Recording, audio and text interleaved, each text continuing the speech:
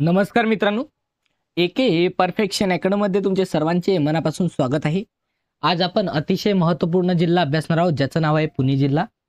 मित्रांनो, या video lecture बाहेरील तुम्हाला एकही प्रश्न हा परीक्षेमध्ये दिसणार नाही, कारण की आपण पुणे जिल्ह्याचा एकदम डिटेलमध्ये काय केलेलं आहे, अभ्यास केलेला आहे. त्यानंतरच ही जी काही PDF आहे हे तयार केलेली आहे आणि हीच PDF तुमच्या समोर मी मांडण्याचा प्रयत्न करतो. बघा आता संपूर्ण पुणे जिल्हा, बघा हे पुणे जिल्ह्यातील जे काही ऐतिहासिक किल्ले वगैरे आहेत, लोणावळा झाला, अशा गोष्टी आहेत. आता यानंतर बघा पुणे जिल्ह्याची जी काही संपूर्ण माहिती आणि इतिहास आहे हे अभ्यासणार आहोत.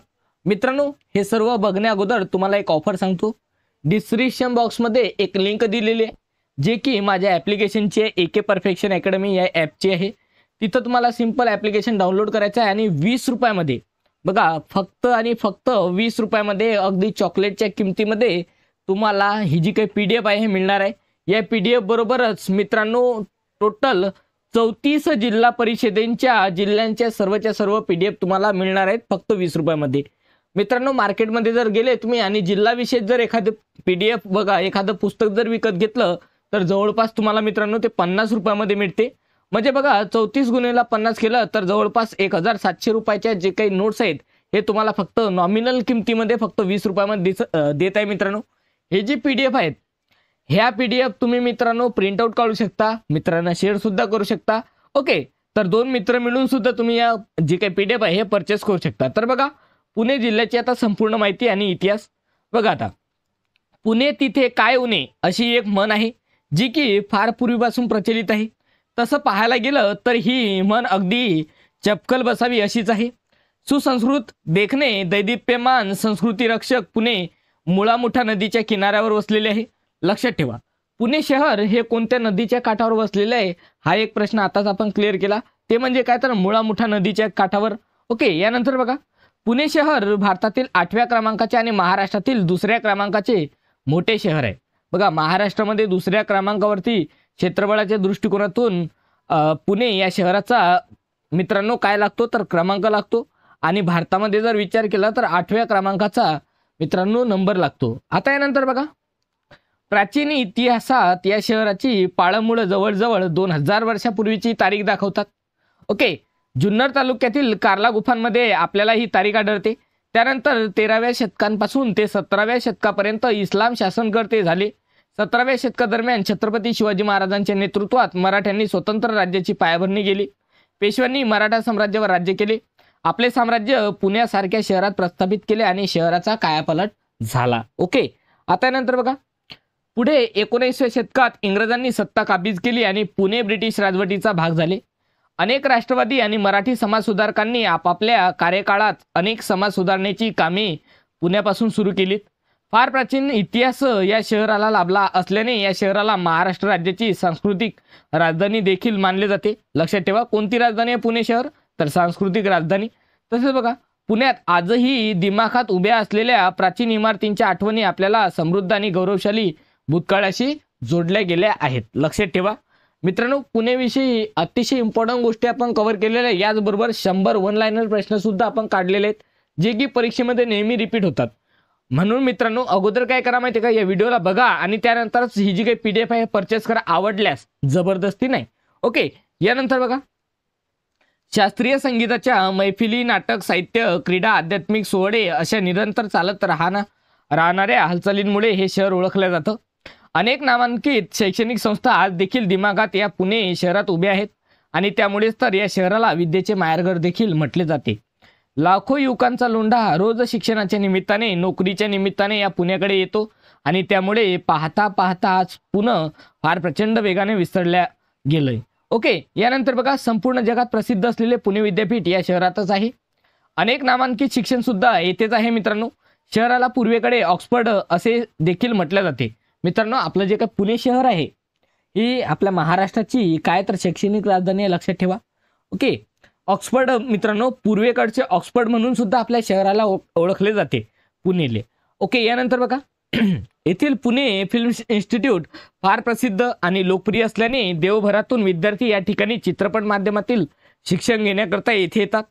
सार्वजनिक सुखसुविधांमुळे आणि विकासाचा चढता आलेख पाहता मुंबई पाठोपाठ पुणे शहर अग्रेसर आहे.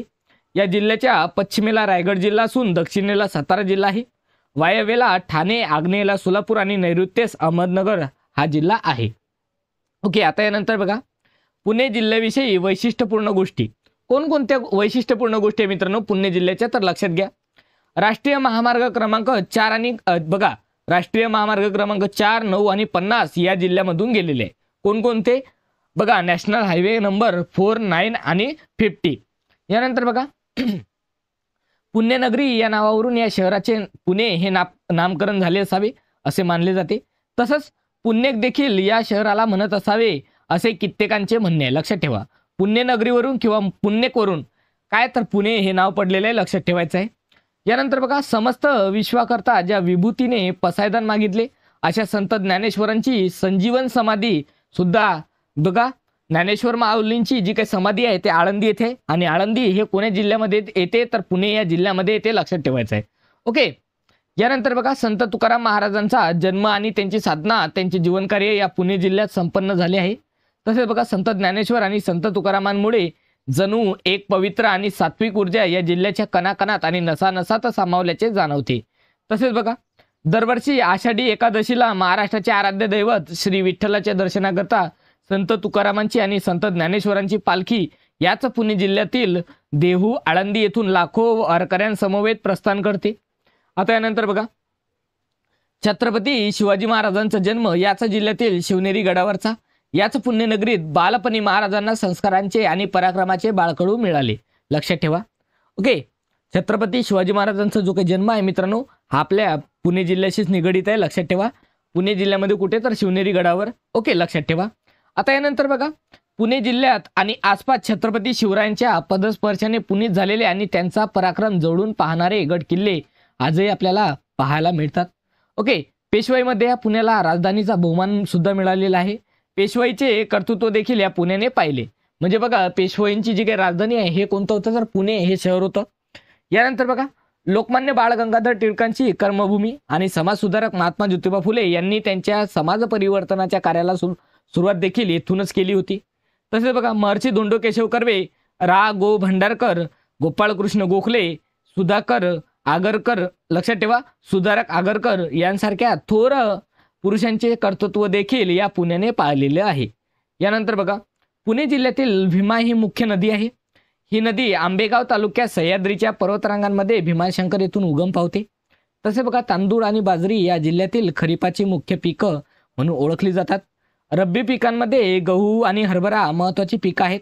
दोन्ही हंगामात घेतले जाणारे ज्वारी पीक होय. लक्षात ठेवा. आता बघा थोडक्यामध्ये भोर तालुक्यात आंबेमोहर हा सुवासिक तांदूळ विशेष करून घेतला जातो. त्याशिवाय मुळशी तालुका कमोद जातीच्या तांदळांकरता आणि जुन्नर जिरेसाळ तांदळांच्या जातीकरता फार प्रसिद्ध आहे. तसे बघा पुणे महाराष्ट्र आणि भारताचे एक महत्त्वपूर्ण औद्योगिक केंद्र देखील आहे. अनेक मोठमोठ्या आणि प्रसिद्ध कंपन्यांनी आपले साम्राज्य या शहरात आणि आसपासच्या परिसरात पसरवलेले आहे. यानंतर बघा पुणे निवासी नागरिकांना पुणेकर म्हणून देखील संबोधण्याची प्रथा आहे. येथे मुख्यतः मराठी हीच भाषा बोलली जाते. त्याखालोखाल हिंदी आणि इंग्रजी भाषा बोलणारे देखील आढळतात. पुण्यातील आप्पा बळवंत चौक शैक्षणिक साहित्याकरता प्रसिद्ध आहे. तसेच बघा सर्व प्रकारची पुस्तकं मिळण्याकरता हा परिसर पुण्यात नावाजला गेला आहे. बघा आता पुण्याचा जर विचार केला तर बळवंत चौक, ओके, आणि मित्रांनो अकोल्याचा जर विचार केला तर चिवचिव बाजार. या दोन्ही गोष्टी मित्रांनो जगभर प्रसिद्ध आहेत. कशासाठी, तर जे काही आपले शैक्षणिक पुस्तक आहेत त्यांच्याकरता.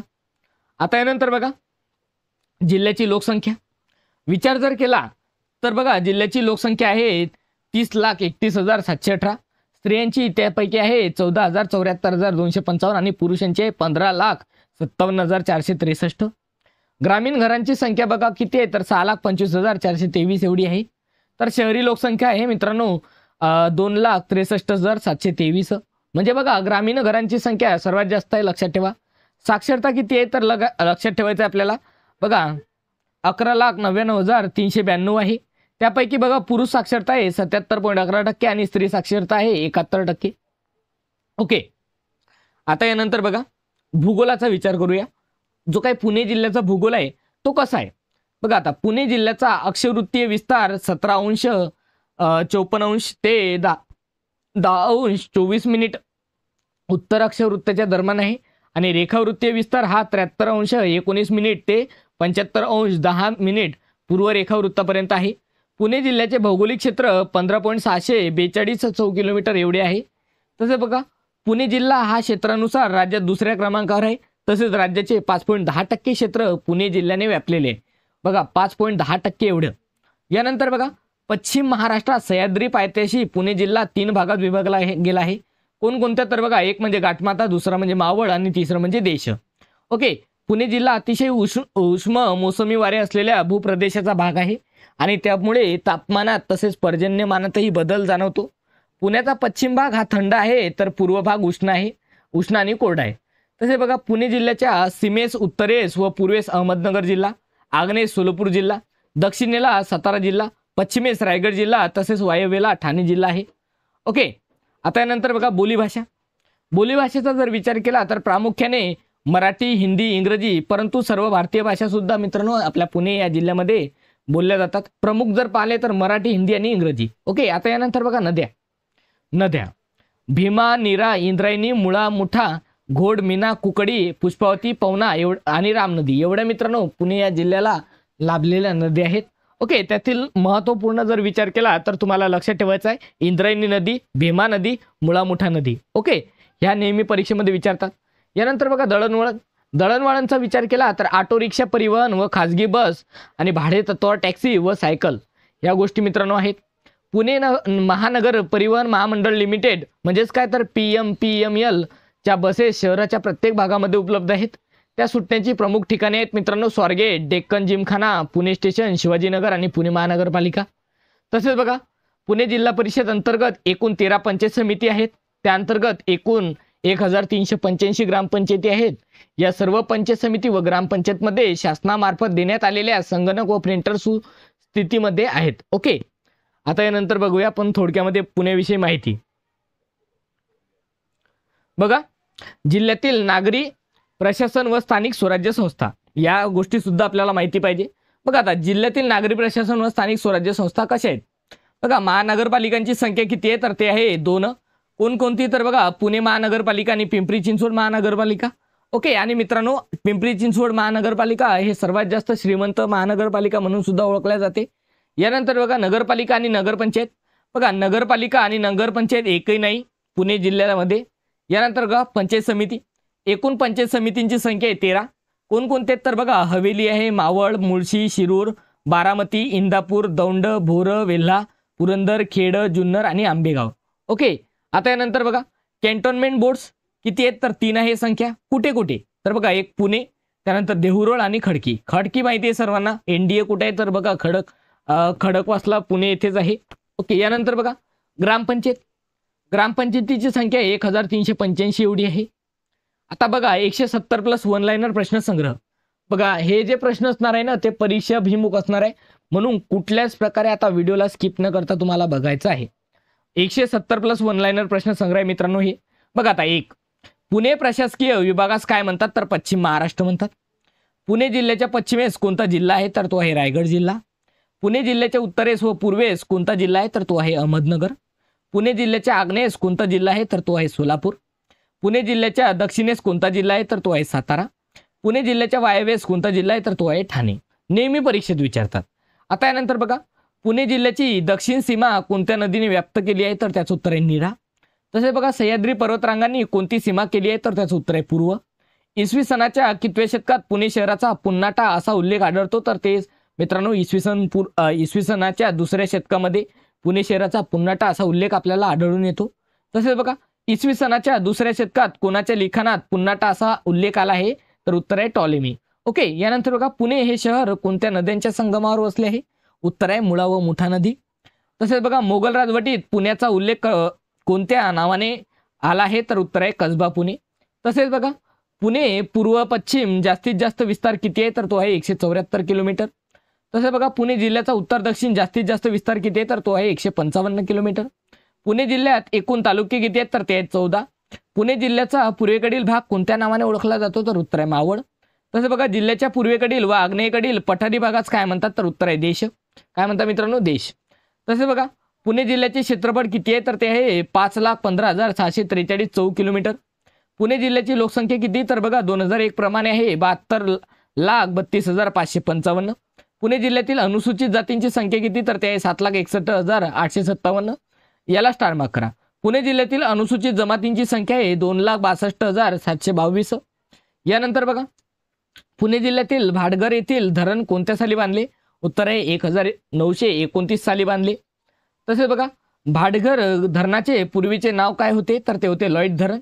ओके. देशातील सर्वात पहिले उपग्रह दळणवळण केंद्र कुठे आहे तर ते आहे विक्रम येथे. विक्रम हे उपग्रह दळणवळण केंद्र पुणे जिल्ह्यात कुठे आहे तर ते आहे आर्वी या ठिकाणी. तसेच बघा देशातील सर्वात पहिले उपग्रह दळणवळण केंद्र विक्रम किती साली सुरू झाले तर ते 1971 साली सुरू झालं होतं. जिल्ह्याच्या पश्चिम भागास कोणता पर्वत आहे तर त्याचं उत्तर आहे सह्याद्री पर्वत. तसेच बघा जिल्ह्याच्या उत्तर सीमेवर कोणता डोंगर आहे तर तो आहे हरिश्चंद्र डोंगर. तसेच जिल्ह्याच्या दक्षिण भागात कोणत्या टेकड्या आहेत तर ते आहेत पुरंदर टेकड्या. तसेच बघा पुणे जिल्ह्यातील प्रमुख नदी कोणती तर ते आहे भीमा नदी. भीमा नदी कोठे उगम पावते तर उत्तर आहे भीमाशंकर. यानंतर बघा भक्तिगंगेचा संगम साधणारी महाराष्ट्राची पावनगंगा म्हणून कोणती नदी प्रसिद्ध आहे तर ते आहे भीमा नदी. इंद्रायणी ही कोणत्या नदीची उपनदी आहे तर ते आहे भीमा नदीची उपनदी. कर्रा ही नदी बघा कर्रा नदी ही कोणत्या नदीची उपनदी आहे तर ते आहे नीरा नदीची. घोड नदीचा उगम कुठे आहे तर तो आहे आहुपे येथे. तसेच बघा जुन्नर तालुक्यातील चावद येथे कोणती नदी उगम पावते तर उत्तर आहे कुकडी. तसेच बघा मीना नदी ही कोणत्या नदीची उपनदी आहे तर ते घोड नदीची उपनदी आहे. तसेच बघा लॉईड धरणाचे नवीन नाव काय आहे तर ते आहे येसाजी कंक जलाशय. तसेच देहू आणि आळंदी ही नगरे कोणत्या नदीच्या काठावर आहेत तर ते आहेत इंद्रायणी नदीच्या काठावर.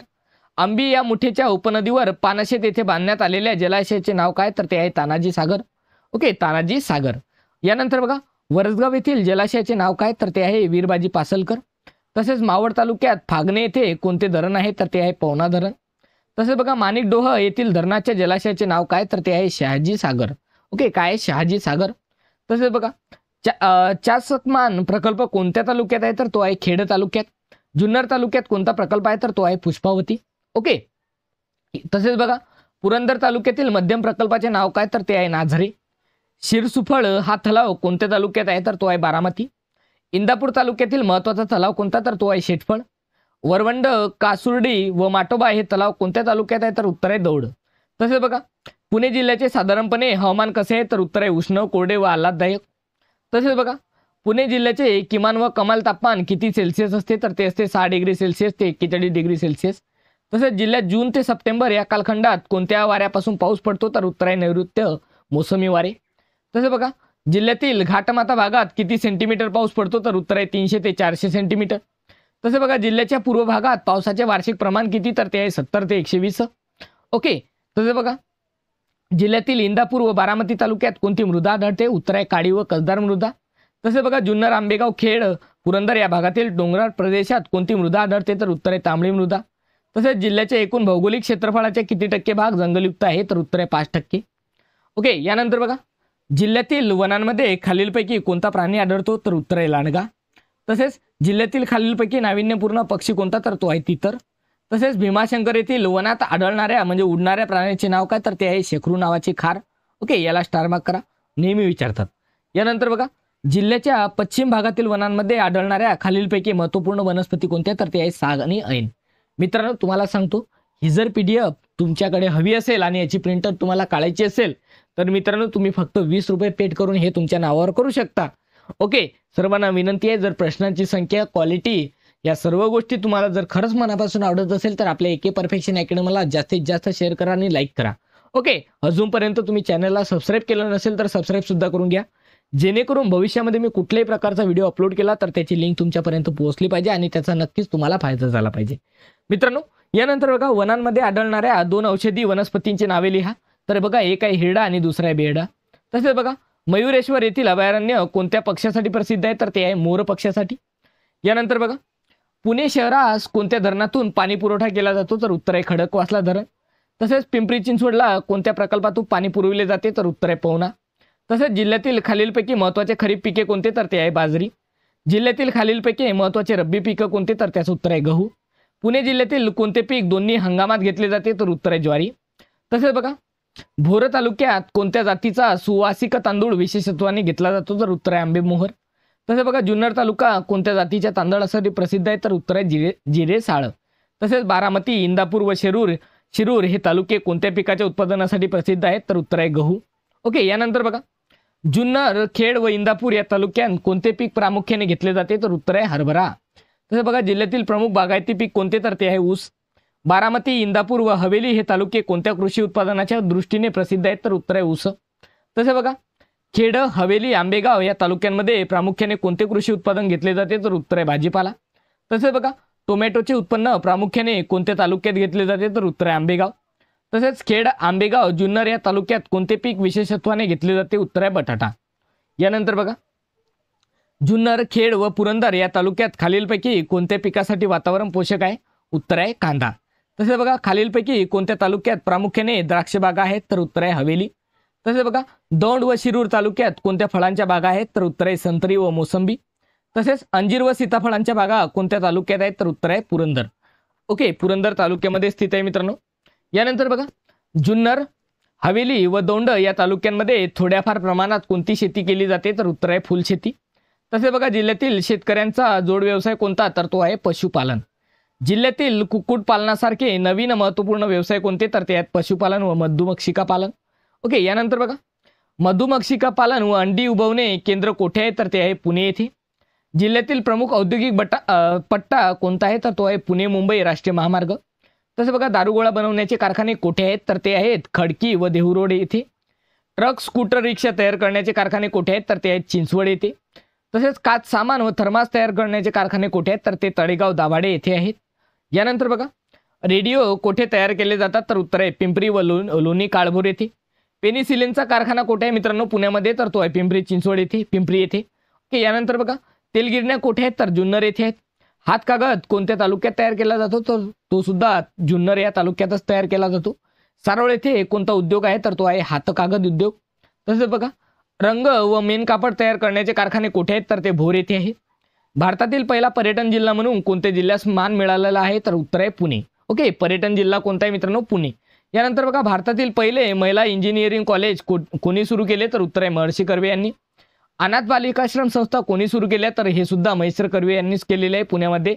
1871 मध्ये पुणे येथे स्त्री विचारवंत या सामाजिक संस्थेची स्थापना कोणी केली? तर ते सरस्वतीबाई जोशी यांनी केलेली आहे. यानंतर बघा सत्यशोधक समाजाची स्थापना सुद्धा मित्रांनो याच पुणे जिल्ह्यामध्ये झालेली आहे आणि कोणी केली आहे? तर समाज सुधारक महात्मा ज्योतिबा फुले यांनी केलेली आहे. सत्यशोधक समाजाची स्थापना कोणत्या साली झाली? तर 1873 मध्ये केली होती मित्रांनो महात्मा फुलेजी यांनी.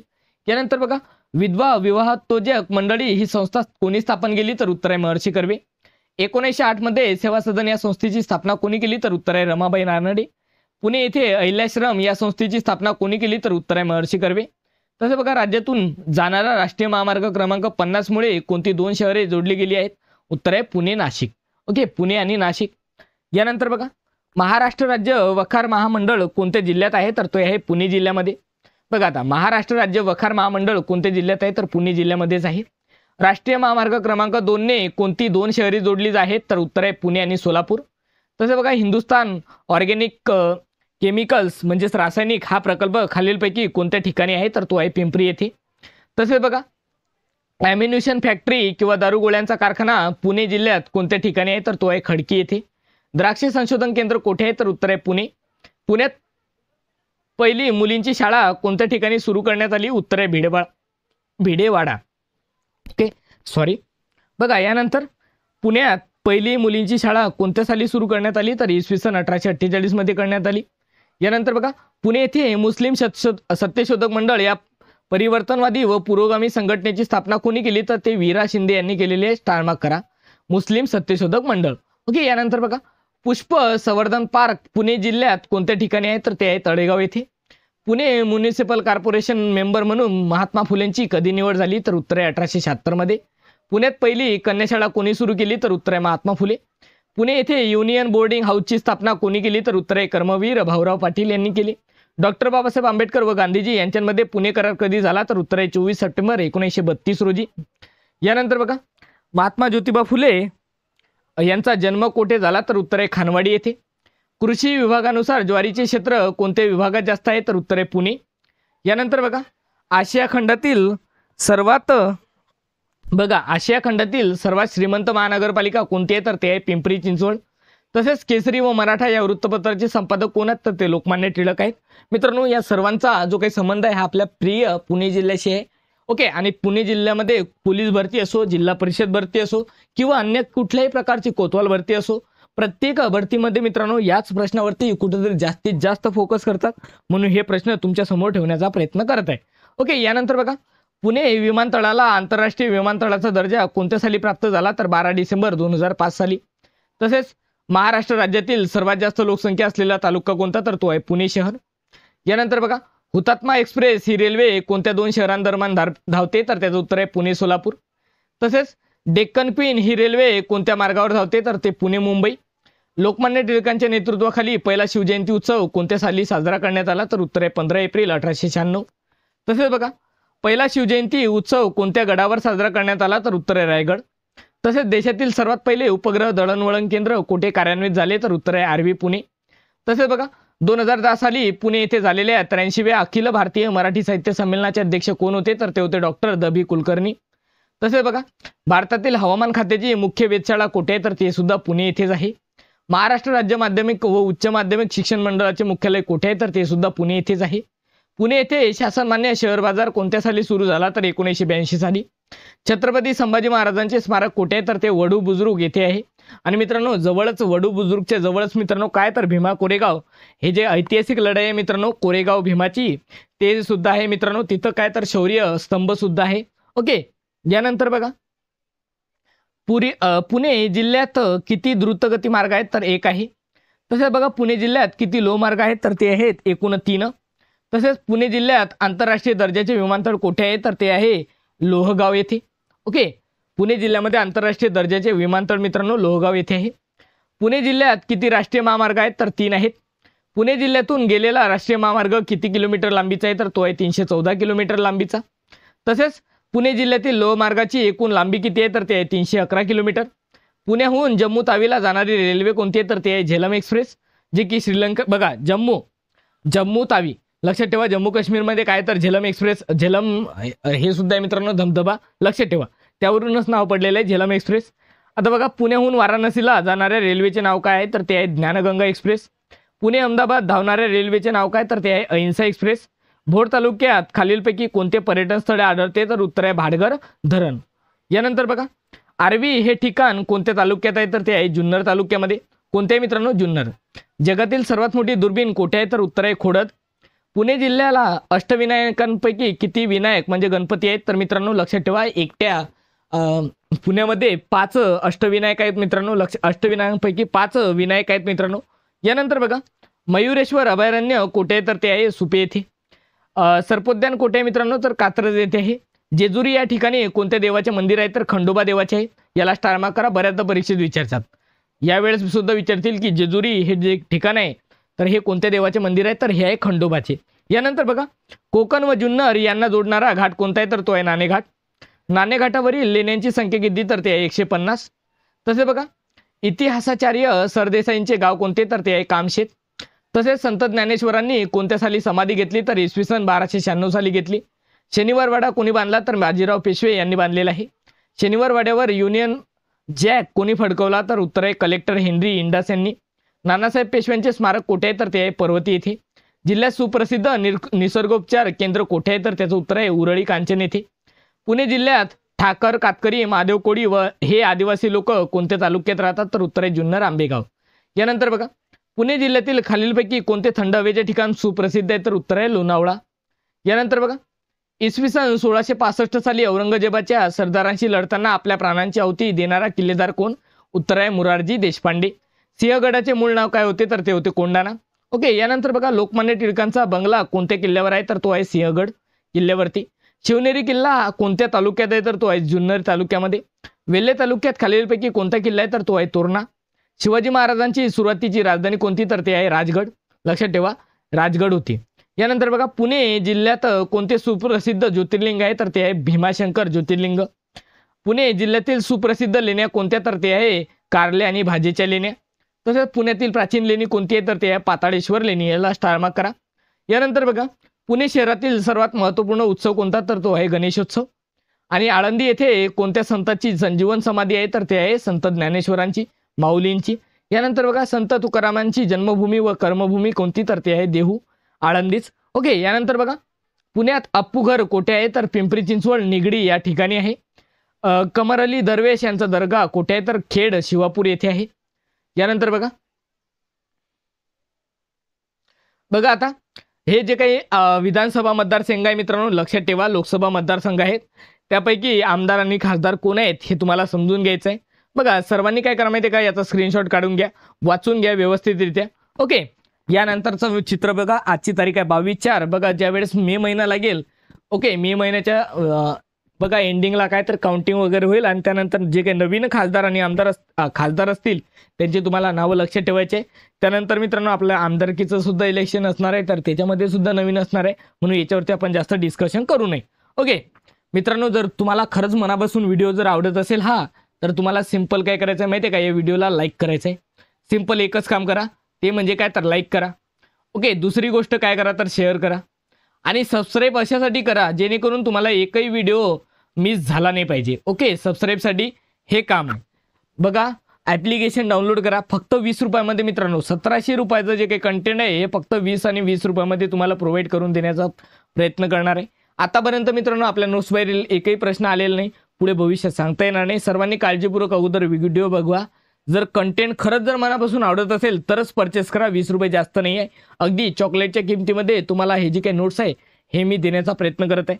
मित्रांनो प्रॉफिट कुठल्याच प्रकारचं नाही, फक्त जो काही टायपिंगचा खर्च आहे तो तुमच्याकडून घेत आहे. तर मित्रांनो आजच्या व्हिडिओ लेक्चरमध्ये मग एवढेच, इथेच थांबूया. सर्वांचे मनापासून धन्यवाद.